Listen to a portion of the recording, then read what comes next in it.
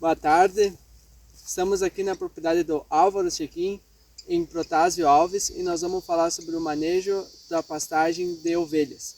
Meu nome é José Felipe. Meu nome é Maria Eduarda. Meu nome é Paula de Carli. Meu nome é Gabriel Louro. E o Álvaro. E eu sou Álvaro Chequim, proprietário. Isso. Quantos hectares de pastagem na propriedade você tem assim, para consumo para ovelhas? Anual eu tenho 2 hectares que são anual. Na parte de inverno é feito o plantio de aveia, azevém e ervilhaca. E na parte do verão a aruana é perene, então ela, quando que a geada acaba, aí ela acaba vindo sozinha, que nem o Tifton, por exemplo. Ainda não trabalho com pastagem de Tifton. E fora esses 2 hectares anual, eu tenho um hectare e meio que daí é só inverno. Então no verão acaba ficando lavoura, né? Soja, milho. E no inverno é feito o plantio de aveia, azevém e ervilhaca também.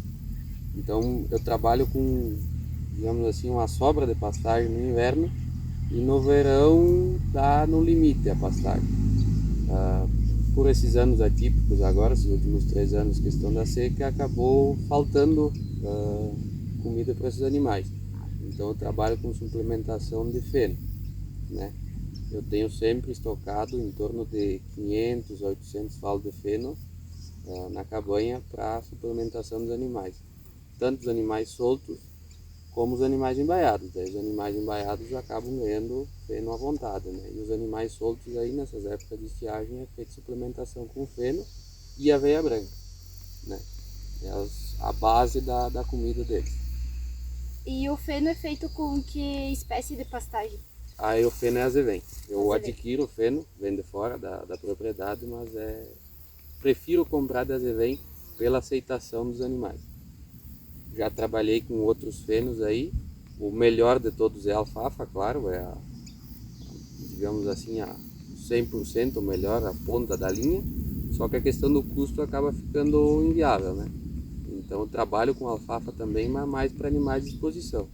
Animais extensivos aí é só azevém mesmo. E a digestão delas, sabe explicar como é que ela funciona? Se é muito boa assim com o feno, com a pastagem assim a campo? O que acontece, comparando ovino com bovino, o rumen de um bovino tem 180 litros aí em média, né? Então, digamos assim, o alimento fica muito mais tempo dentro do rumen de um bovino do que dentro do rumen de um ovino, aí, que é em torno de 5 a 12 litros. Certo. Né? Então, o que acontece? A passagem do alimento no ovino é muito mais rápida. Ou seja, um pasto muito fibroso, por exemplo, um tifto em final de ciclo, para o ovino é um problema, porque ele acaba não conseguindo absorver. Esse tifto em final de ciclo não consegue ficar o tempo suficiente dentro do trato digestivo dele para ser absorvido. Ele acaba expulsando e você perde nutriente.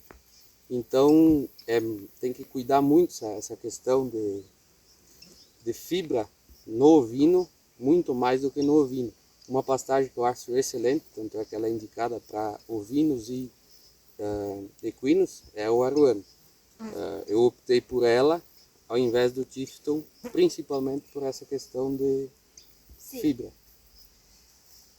E qual que é o tempo de recuperação do pasto, mais ou menos, e a altura de corte que o senhor usa? Assim, cada cultivar existe um plano a ser seguido, digamos assim.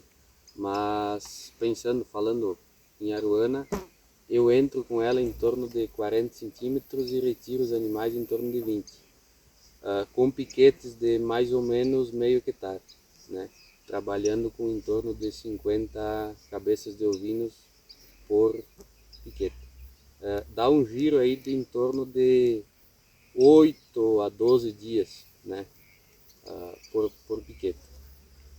E na aveia e no azevém daí eu trabalho com o piquete um pouco menor, em torno de 0,3 hectares, mas daí eu trabalho com uma altura de corte também, de 40 a 45 centímetros, mas retiro os animais quando que ela baixa mais, digamos assim, tipo com 8 a 10 centímetros.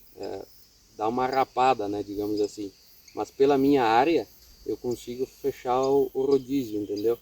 Então dá em torno de 7 a 8 piquetes. Então um vazio aí de 5 dias, né, por piquete os animais. Quando que eu fecho o ciclo, dá mais ou menos o primeiro piquete que foi consumido lá já vai estar na altura dos 40 centímetros novamente. E sobre as forrageiras, agora o senhor faz uma ciclagem, troca elas durante as estações do ano? Sim. Aí, pensando em rotação de culturas, eu vou fazer uma implantação agora esse ano de uma área trabalhando com cornichão, festuca, chicória de pastagem, trevo branco e tem mais uma que agora não sei. Mas enfim, são 5 tipos de cultivares, um mix. Vai ser adquirido as sementes separadas e vai ser feita a mistura aqui na propriedade. Para fazer um teste e ver como é que é essa adaptação. Pensando em chicória, somente ela, 96% do que o animal consome, ele aproveita, né, da chicória. Então eu quero trabalhar com essa área agora, fazendo o corte e tá fornecendo para os animais de exposição, né? Vou estar preparando alguns animais para as exposições esse ano. Quero estar tentando fazer esse ajuste aí no coxo. Vamos ver se vai dar certo. Aqui dentro da propriedade e é feito algum tipo de análise de solo com algum tipo de calagem, adubação? Certo. Via lanço é usado o esterco, como que eu tenho um aviário de postura, todo ano eu tenho disponibilidade aí de 200 metros cúbicos de esterco de galinha. Então isso é feito a lanço, né? Via plantadeira, via sulco, é usado adubos, várias formulações. São 6 áreas ao total e todo ano é feita uma análise de solo por área. Cada área tem a sua análise separadamente. Eu tenho assistência na parte de solo, daí eu tenho o rapaz via Sebrae que me atende aqui, participando de um grupo que nós temos via André da Rocha, que é o JPC, Juntos para Competir. Nós temos assistência agrônoma, veterinária e parte de gestão também. Então são três rapazes que atendem nós aí e fazem essa parte aí. Fora, claro, a questão de agrônomos da cidade mesmo aqui, que atuam daí mais na parte de lavoura, mas também dão uma assistência aí na parte do solo. Então, dependendo do ano, é feito um manejo no solo, né? Por exemplo, o ano retrasado eu usei gesso. Eu estava com um problema de pH, o meu pH de 0 a 20 estava 7.2 e de 20 a 40 estava 6.8, estava muito alto. Então foi usado o gesso para tentar baixar o pH, né? Então foi feita a aplicação, agora na última análise já o pH já subiu, já baixou 4 pontos, está de 6,8 de 0 a 20. E para ajudar nesse pH aí foi feito o plantio de milho na safra passada, né? Outra safra de verão. E no inverno foi feito o plantio de trigo e aplicação de nitrogênio, para tentar ajudar a baixar esse pH do solo aí. Por enquanto deu certo, né? Claro, com toda essa assistência técnica, essa questão aí. Agora estamos trabalhando com soja em umas áreas aí, mas pensando nos ovinos aqui, não. Essa área que nós estamos aqui agora foi o último plantio de milho para estabilizar o ano. Vai ser pastagem inverno e verão. Na propriedade do Álvaro foi cultivada a Pânico Maximus severuana, mais conhecida como aruana, uma pastagem com elevado valor nutricional. Ela tem ciclo vegetativo perene e pode ser utilizado tanto no pastejo direto quanto para afinação. Possui uma alta palatabilidade e digestibilidade, possui uma classificação média em tolerância a frio e a seca. E ela se torna tolerante à cigarrinha. Seu crescimento pode ser touceira ou ereta, e possui uma alta exigência de fertilidade de solo. Suas raízes radiculares podem chegar a 5 cm e a altura pode chegar a 1,60 m. Ela é recomendada para bovinos, ovinos e equinos e sua profundidade de plantio pode chegar a 0,5 a 3 cm. A propriedade possui 6 hectares com as seguintes determinações do solo: areia total 14%, silte 30% e argila 56%. O solo classificado é o tipo 3. O tempo de o que elas ficam lá no piquete aqui, quanto tempo geralmente elas ficam por dia? Pensando em pastagens de verão, elas ficam no dia, período do dia, eu largo elas em torno de umas 9 horas da manhã, no piquete. Não largo mais cedo pela questão da verminose. Espero dar um solzinho na pastagem para tá matando a ninfa aí. Ajuda. E daí elas ficam até 5h30, 6 horas, né? Depende do verão, inverno, né? E daí elas vêm pra cá e acabam ficando a noite toda fechada aqui, né? Certo. No galpão. Nessa vinda pra cá elas ganham uma suplementação. Uma suplementação normalmente é aveia branca pura, entendeu? Né? Em torno aí de 80, 100 gramas no máximo por animal, por dia. E algum mineral, alguma coisa? Sim, mineral daí tem no coxo à vontade, o dia todo. E elas, e nesse período durante o dia, elas vão e voltam da pastagem quando elas quiserem. E sabe mais ou menos, tem uma base de quantidade que elas comem por dia? Não. A quantidade é a mesma por relação ao pequeno ruminante.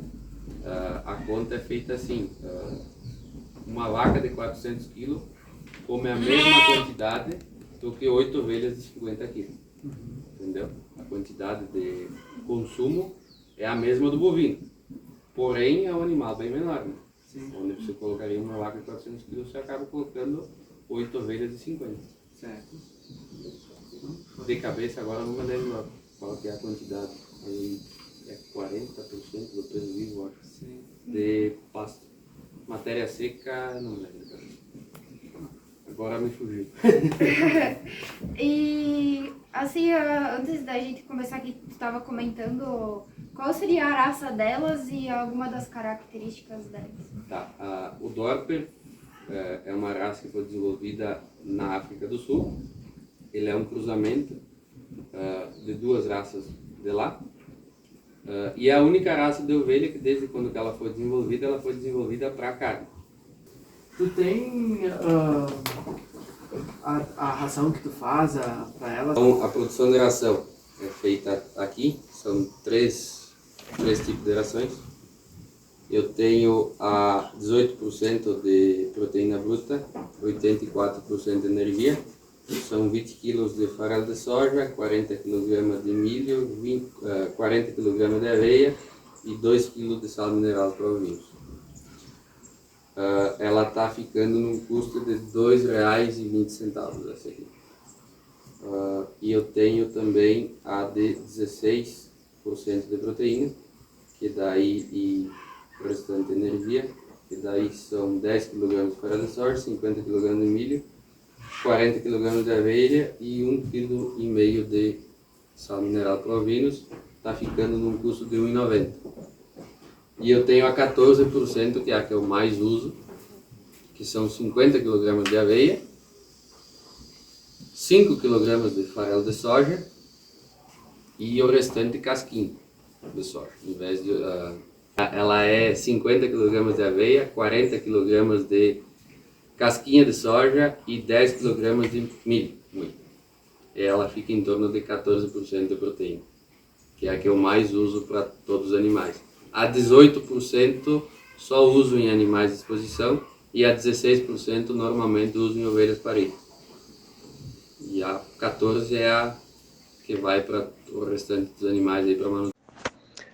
Em relação à análise crítica, podemos perceber que o melhoramento a ser feito na propriedade do Álvaro seria a implantação de irrigação. Apesar da aruana ser tolerante à seca, existem culturas de pastejos que são sensíveis. A importância de uma boa irrigação é manter a umidade de solo, no qual resulta em um aumento da qualidade radicular da planta, diminuindo os efeitos da estiagem. Outro melhoramento que eu e meus colegas notamos foi a competição entre plantas daninhas e a pastagem, sendo necessário os controles preventivos químicos, mecânicos e físicos. E outro que percebemos junto com o produtor Álvaro seria sobre a questão da cerca, que a construção para um novo cercado para os animais em pastagem seria necessário, pelos motivos de auxiliar nos sistemas de rotação de pastagens, nos controles de verminose e além de reduzir o alto custo com as cercas físicas. Uma das críticas construtivas que eu achei visitando a propriedade foi o motivo de pedras nas pastagens. Por ser uma região de serra que a gente tem um solo bastante pedregoso, então possui bastante pedra na pastagem. Mas isto já é uma coisa que foi comentada com ele e vai ser resolvido o mais breve possível, no quesito do transporte físico delas desse lugar para um outro aterro, por exemplo. Quinto melhoramento: local onde os animais permanecem à noite, animais machucados e animais em reprodução. Neste quinto melhoramento, também de fato foi concluído com o produtor que um bom cuidado a mais seria necessário, como limpar as camas consequentemente e disponibilizar nova camada de seragem. Outra questão que foi levantada foi a questão de área. Ele diz que tem um problema muito grande de no inverno sobrar alimento. Já no verão, como a área é diminuída por questão das lavouras, acaba escasseando um pouco o alimento. Então ele pretende adquirir mais áreas e fazer formação de piquetes com chiftons, que é uma gramínea que produz maior quantidade em uma menor área. Nós queremos agradecer o Álvaro pela oportunidade de mostrar a propriedade dele, em nome da universidade, da UX, da coordenação, dos cursos de agronomia e veterinária que